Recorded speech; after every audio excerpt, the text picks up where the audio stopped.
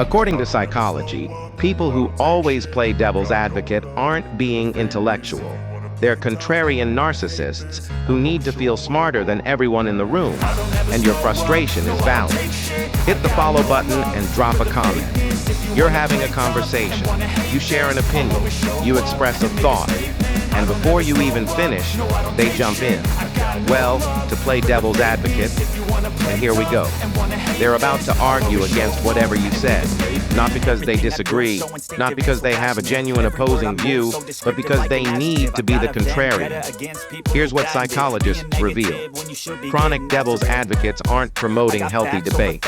They're feeding their ego by positioning themselves as the smartest person in every conversation. Because playing devil's advocate allows them to seem intellectual without actually contributing anything meaningful. They're not offering their own perspective. They're just poking holes in yours. This is called oppositional conversation style. And it's exhausting. Think about the pattern. Do they ever play devil's advocate for your position when someone else disagrees? No.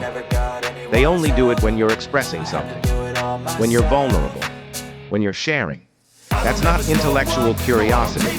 That's dominance.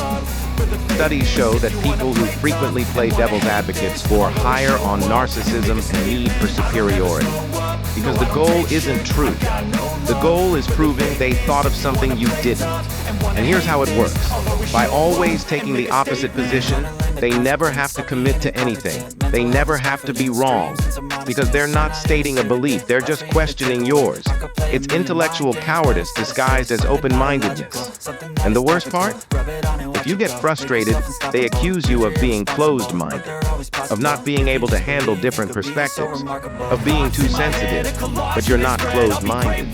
You're just tired of someone turning every conversation into a debate where they get to feel superior.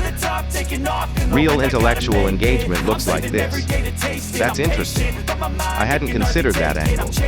Tell me more about why you think that. Fake intellectual engagement looks like this. Well, actually, if you think about it from this perspective, you're clearly wrong. One invites dialogue. One shuts it down while pretending to open it up. If you know someone who plays devil's advocate in every single conversation, drop a comment. They're not being intellectual. They're being insufferable.